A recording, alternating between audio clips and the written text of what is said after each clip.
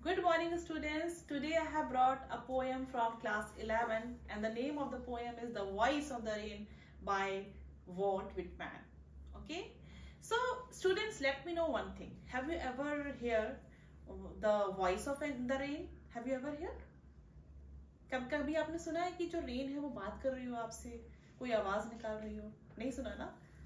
आज मैं सुनाती हूँ आपको रेन की आवाज कि रेन कैसे बात कर सकती है, क्योंकि इस पोएम में, in this poem we would see that how the rain is talking and how the rain is speaking something. Okay, so let us come to the poem. The poem The Voice of the Rain is written by Walt Whitman. It is a conversation between the poet and the rain. ये जो poem है आप इस पे देखोगे कि एक conversation है, ये एक बातचीत है पोएट और रेन के बीच में. The rain explains its eternal journey in its birthplace, that is earth, to the poet. The poem The Voice of the Rain by Walt Whitman signifies the eternal role that the rain plays in nurturing, quenching and purifying the various elements of earth. The rain returns the favor of its place of origin from where it rises unseen from the depths of the water and from the land. So आप इस poem में आप बेटा ये भी देखोगे कि how the rain is in cycle. Rain का जो साइकिल होता है, रेन कैसे होती है, how it rises from the land, evaporation की प्रोसेस जो आपने साइंस में पढ़ी है, वो सारी चीजें, वो पूरा साइकिल जो है वो आपको इस पोएम में पढ़ने को मिलेगा. ठीक है. A comparison has also been drawn. इस पोएम में आप देखोगे कंपैरिजन भी दिया गया है रेन और म्यूजिक के बीच में, या रेन या सॉन्ग के बीच में भी हम कह सकते हैं कि कैसे जो रेन है वो कैसे ओरिजिनेट होती है अपने सोर्स से और कैसे ही वो वापस दोबारा अपने ओरिजिन के पास जाती है. ठीक उसी तरीके से जैसे कोई एक पोएम होता है या सॉन्ग होता है जिसको कंपोज किया जाता है और फिर से वो वापस जो है वो अपने कंपोजर के पास वापस जाती है, और कैसे जो है ये अपने वर्ड को और ज्यादा लाइवलियर बनाती है एंड कैसे जो है ये अपने प्लेस ऑफ ओरिजिन में अपने पर्पस को पूरा करके वापस जाती है. So come to the poem. And who art thou, said I to the soft falling shower, which strange to tell gave me an answer, as here translated. Now in these lines you will see someone is talking. Who is talking? The poet is talking. Said I to the soft falling shower. Who is I here? I is the poet here. Poet Walt Whitman is saying to the soft falling shower, to the rain he is saying that and who art thou? Thou का जो meaning होता है वो होता है you, कि तुम कौन हो. ये पोएट कह रहा है किससे? रेन से कह रहा है. Which strange to tell gave me an answer. और उस रेन ने, जो कि बहुत ही स्ट्रेंज बात है, जो कि बहुत ही मतलब स्ट्रेंज अद्भुत बात है, कि जिसने मुझे जवाब भी दिया, क्योंकि भाई रेन तो बोलती नहीं है, रेन की तो कोई वॉइस होती नहीं है, लेकिन यहाँ पे जो रेन है वो एक लिविंग बीइंग की तरह है. रेन जो है वो जवाब दे रही है पोएट के क्वेश्चन का. Who art thou? तुम कौन हो? तो यहाँ पे जो उसने जवाब दिया है वो यहाँ ट्रांसलेट किया गया है. I am the poem of earth, said the voice of the rain. I am the poem of earth. यहाँ पे जो कन्वर्सेशन मैंने आपको बताया था कि कन्वर्सेशन है, बातचीत हो रही है.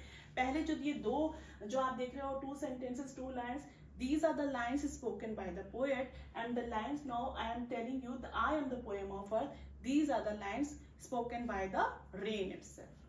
I am the poem of earth, said the voice of the rain. Rain की जो आवाज है वही जवाब देती है कि I am the poem of earth. मैं अर्थ की पोयम हूँ. अब यहाँ पे अर्थ की पोयम से मतलब क्या है? यहाँ पे अर्थ की पोयम से मतलब है कि जो रेन है वो it is just like the poem of the earth. जिस तरह से पोएम होती है लिविंग बीइंग्स के लिए, इंसानों के लिए, ह्यूमन बीइंग्स के लिए, जिस तरह से जो पोएम होती है वो हमारे हार्ट्स को प्योरीफाई करती है, हमें थोड़ा रिलैक्स करती है, ठीक उस तरीके से जो रेन है उसका भी यही फंक्शन होता है. वो स्कॉर्चिंग हीट में, जो अर्थ के ऊपर जो इतनी स्कॉर्चिंग हीट समर से पड़ती है, जब बारिश होती है तो उसको वो रिलैक्स करती है. तभी वो कहती है I am the poem of earth. मैं अर्थ की पोएम हूँ. Said the voice of the rain. है ना. अब आगे चलेंगे. The poem begins with the poet asking for the identity of the soul. जैसे कि मैंने अभी आपको बताया है कि the poem begins with the conversation with the poet and the rain. Poet is asking the question to the rain. आगे बताते हैं. It rises from the land and the deep sea in the form of intangible water vapor and goes up to the sky. जैसे कि पूरा पहले आपको बताया है कि इवेपोरेशन का जो प्रोसेस होता है, जैसे कि लैंड से ये उठ करके जाती है, इसका जो फॉर्म होता है बिल्कुल अलग होता है। There it takes an indistinct shape in the form of clouds, और उसके जब ये हेवन की तरफ जाती है तो इसका जो फॉर्म होता है वो बिल्कुल चेंज हो जाता है, बिल्कुल वेग हो जाता है, इसका जो फॉर्म होता है वो क्लाउड में बदल जाता है, ये बादलों में बदल जाता है। Although it changes in its form और shape, its core matter remains the same. अब आगे कहते हैं कि हालांकि इसका जो फॉर्म है, जो शेप है, वो तो बदल जाता है जब ये रेन हेवन की तरफ जाती है, लेकिन इसकी जो एसेंशियलिटी है, इसकी जो इनर कोर मीनिंग है, जो कोर एसेंस है, वो वही रहता है, यानी इसके जो अंदर गुण है, जो उसकी क्वालिटीज है, वो वही रिमेन रहती है, वो वैसे ही सस्टेन रहती हैं। Since vapour and clouds contain water, they can get transform into the water, क्योंकि जो वेपर और जो क्लाउड्स होते हैं उसमें भी पानी होता है और वो ट्रांसफॉर्म भी हो सकते हैं। ठीक है, अब हम आगे चलेंगे। Now see further, the rain is talking to the poet and responding him by these lines. She says, the rain says, I descend to lave the drops. Lave का मतलब होता है to wash, to bathe, मतलब नहलाना, धुलाना, कुछ ऐसा meaning है lave का। Descend का मतलब होता है नीचे उतरना। I descend to lave the drops, atomies, dust layers of the globe. मैं नीचे उतर के आती हूँ ड्रॉट्स को धोने के लिए, क्योंकि क्या होता है कि जब बहुत ज्यादा समर पड़ते हैं, स्कॉचिंग हीट होती है, समर्स एक्सट्रीम लेवल पे होते हैं, तो सूखा पड़ जाता है। ड्रॉट्स का मतलब होता है सूखा, सूखा पड़ जाता है, जमीन एकदम जो है वो ड्राई हो जाती है, बहुत तपिश होती है, तो उसको मैं वॉश करने आती हूँ नीचे।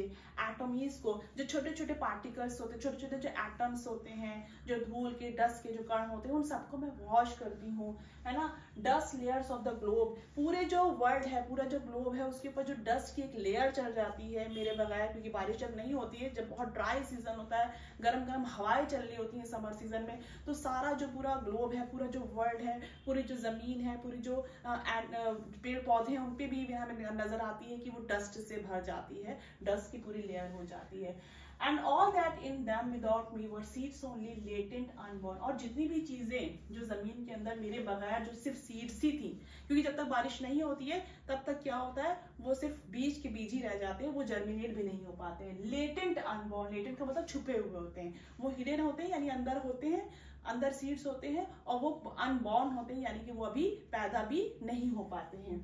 The raindrops pour down from above to wash away droughts and dust layers enveloping earth.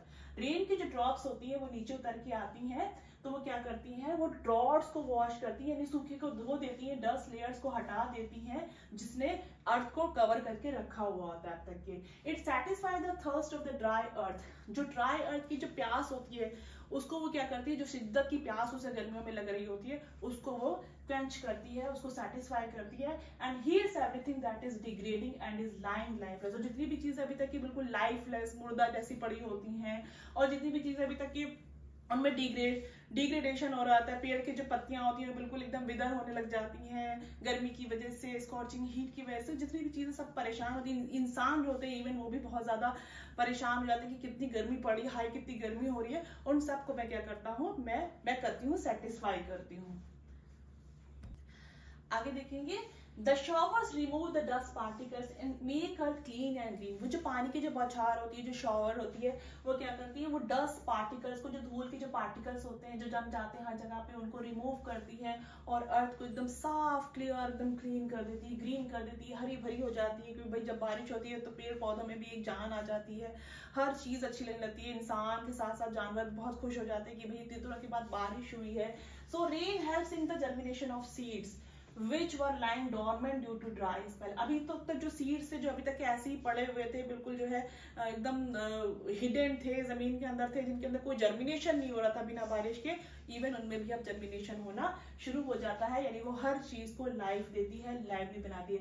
And forever by day and night I give back life to my own origin. अब आगे ये भी बताती है, रेन ये बताती है कि हमेशा मैं क्या करती हूँ, चाहे दिन हो या रात हो, I give back life to my own origin. जहां से मैं निकल के आई थी, जहां ओशन से, सी से, लैंड से मैं निकल के आई थी, मैं फिर से क्या करती हूँ, जब बारिश हो जाती है तो मैं फिर से उसको, अपने ओरिजिन को एक जिंदगी देती हूँ, उसको मैं प्योरीफाई कर देती हूँ, उसको मैं और ज्यादा ब्यूटीफाई कर देती हूँ।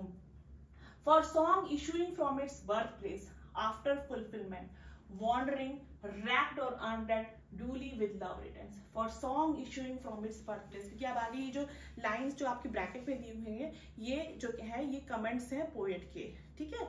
इसमें ये बताया है कि एक सिमिलैरिटी बताई है पोएट ने जो रेन और म्यूजिक के बीच में या रेन या सॉन्ग के बीच में भी हम कह सकते हैं होती है। अब कहते हैं कि for song issuing from its birth place, ठीक उसी तरीके से जैसे कोई सॉन्ग होता है, भाई किसी म्यूजिशियन ने कोई सॉन्ग कंपोज किया या कोई उसने म्यूजिक क्रिएट करी, उसको लॉन्च किया उसने, फिर लॉन्च होने के बाद जो है वो अपनी बर्थ प्लेस से यानी अपने ओरिजिन से जब वो जाती है आगे तो लोगों के पास जाती है, ऑडियंस के पास जाती है, पब्लिक तक जाती है कि भाई एक नया गाना जो है वो लॉन्च हुआ है, एक अच्छी सी जो है वो पोएम लॉन्च हुई है, ये एक अच्छा सा जो है वो म्यूजिक जो है वो कंपोज हुई है। वो क्या होती है, वो वॉन्डर करती है यानी इधर उधर घूमती है। रैकेड और अनरैक्ड का मतलब है कि भाई उसके ऊपर कोई केयर करे या ना करे, उस पर कोई ध्यान दे या ना दे, उससे कोई परवाह नहीं होती है। लेकिन जो है वो जो एक सॉन्ग कंपोजर होता है, जो एक सॉन्ग को कंपोज करने वाला होता है, वो अपने काम को कंटिन्यू रखता है कि भाई उसको करना है, उसे लिखना है, उसे सॉन्ग जो है उसको म्यूजिक जो है वो जनरेट करनी है, उसको जो पोएम है वो लिखनी है, वो वैसे ही करता है। और उसके बाद जो है प्यार के साथ में उसको रिव्यूज मिलते हैं, लोग जो है उसको सुनते हैं और उसके कानों तक वो दोबारा म्यूजिक या सॉन्ग आता है लौट के। The poet here has drawn a similarity, a parallel between the rain and the song. Just like a song purifies the heart of the people, just as a song rejuvenates the heart of the people, in the same way, similarly, the rain also rejuvenates the earth. It rejuvenates the dry earth, which was so much dry, which was so much full of heat before the rain. I would say the entire environment gets drenched in the rain, dust particles settle down and there is greenery. After the rain we would see there is greenery everywhere. The whole scenario is very beautiful, it is amazing और सब में एक खुशी आ जाती है। मतलब कहने का मतलब ये है कि हमारे हार्ट को बहुत सुकून मिलता है। Our heart is satisfied by the rain. Similarly जो सॉन्ग है, जब हम बहुत दुखी होते हैं हम कोई सॉन्ग सुन लें तो सॉन्ग हमारे हार्ट को कंसोल करता है, हमारे माइंड को कंसोल करता है। और उसी तरह से जो रेन है वो क्या करती है, वो हमारी जो बहुत ज्यादा जो गर्मी की वजह से इतनी सारी परेशानियां होती है, इंसानों को भी होने लगती है, human beings are also suffer due to the summer and even the environment, the whole ecology is disturb by the summers. So in that way the rain quench the thirst of all the human beings and the living beings. So this is the whole poem. And in this poem you would see the whole cycle of the rain has been elaborated, just like as you have read in the science also. You people have read in the science that how the rain cycle is formed and how the water vapor is evaporated through the land and again it is taking the form of the cloud, and then what happened that it descends on the earth in the form of rain. तो similarly evaporation का पूरा process है जो इसमें दिखाया गया है। अब हम आते हैं, so now let us discuss the poetic devices in the poem. The first poetic device I would like to tell you is free verse. The poem is written in free verse without any rhyme scheme. इसमें कोई rhyme scheme नहीं है, जैसे कि other poems हम देखते हैं last में एक rhyme scheme सी बन जाती है, कोई इसमें rhyme scheme नहीं है. It is in free verse. Personification is also being used over here. The rain has been personified as it has given a voice in the poem. Poem में हम ये देखेंगे कि जो रेन है उसको पर्सोनिफाई किया गया। कैसे किया गया? I am the poem of earth, मैं पोएम हूँ अर्थ की। तो भाई रेन तो नहीं बोलेगी ना, रेन तो नहीं कहेगी कि मैं अर्थ की पोएम हूँ। तो यहाँ पे रेन को पर्सोनिफाई कर दिया गया, उसको एक इंसान के तौर पे दिखाया गया। I descent to leave the droughts, पे नीचे उतरती हूँ ड्रॉट्स को वॉश करने के लिए, तो मैं इसमें भी पर्सोनिफिकेशन हो गया है। I give back life to my own origin, यहाँ पे जो वॉइस ऑफ द रेन है, जो रेन है वो कह रही है कि मैं अपनी ओरिजिन को फिर से दोबारा जिंदगी देती हूँ, तो यहाँ पे भी पर्सोनिफाई किया है। ठीक है, तो अब आगे चलेंगे मेटाफर में। मेटाफर क्या है? I am the poem of earth, literally compare कर दिया गया। ये नहीं कहा गया है कि मैं पोएम के, मैं जो है वो पोएम की तरह हूँ, ऐसा तो नहीं कहा। आपसे सीधे कह दिया कि मैं अर्थ की पोएम हूँ। भाई अर्थ की पोएम का मतलब क्या हुआ? जैसे कि एक पोएम का फंक्शन होता है इंसानों के लिए, वैसे ही अर्थ के लिए जो है मैं पोएम का काम कर रही हूँ। तो यहाँ पे कंपेयर कर दिया गया है कुछ क्वालिटीज की वजह से, सिमिलर क्वालिटीज की वजह से, और डायरेक्टली कर दिया गया है, तो इसलिए मेटाफर है। पैरेललिज्म भी है इसमें, आपको दिखेगा 2 लाइन्स में लास्ट के, the poet has drawn a parallel between the rain and the song of a poet. Rain और पोएट के सॉन्ग के बीच में उन्होंने पैरेलल ड्रॉन किया है। भाई for song issuing from its birth place, तो ये जो यहाँ पे सेंटेंस है फॉर सॉन्ग, तो यहाँ पे जाहिर सी बात है कि सॉन्ग के लिए बात हो रही है कि जिस तरह से जो एक रेन होता है वो इश्यू होती है अपनी बर्थ प्लेस से, उसी तरह से जो सॉन्ग है वो भी अपनी बर्थ प्लेस से इश्यू होता है। तो दोनों में पैरेलल ड्रॉ किया गया है। हाइपरबोल, बॉटमलेस सी जो यूज किया गया है, बॉटमलेस सी, इसमें सी को बहुत ज्यादा जो है वो एग्जैजरेट कर दिया है कि जिसका कोई बॉटम ही ना हो, ऐसा सी, तो ये बहुत ज्यादा एग्जैजरेट कर दिया गया है, तो इसलिए हाइपरबोल है। सॉफ्ट फॉलिंग शॉवर, शॉवर जो कि बारिश की जो बूंदे हैं जो गिर रही हैं, बारिश जो हो रही है, तो उसको सॉफ्ट फॉलिंग शॉवर के लिए इमेजरी का इस्तेमाल किया गया है।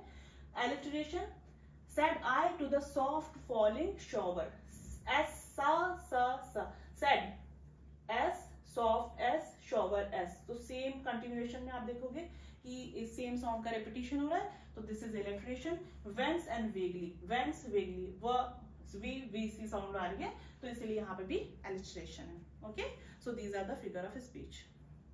सो this was the whole poem, the voice of the rain. Very interesting poem, क्योंकि यहाँ पे जो रेन है, सबसे बड़ी चीज ये है कि सबसे इंटरेस्टिंग बात ये है कि जो रेन है it is also have a voice की बात कर रही है। ये थोड़ी सी इसलिए डिफरेंट पोएम हो जाती है और पोएम से जो हम लोगों ने पहले पढ़ रखी है रेन के बारे में। सो आई होप कि आपको ये पोएम बहुत अच्छी लगी होगी। Thank you.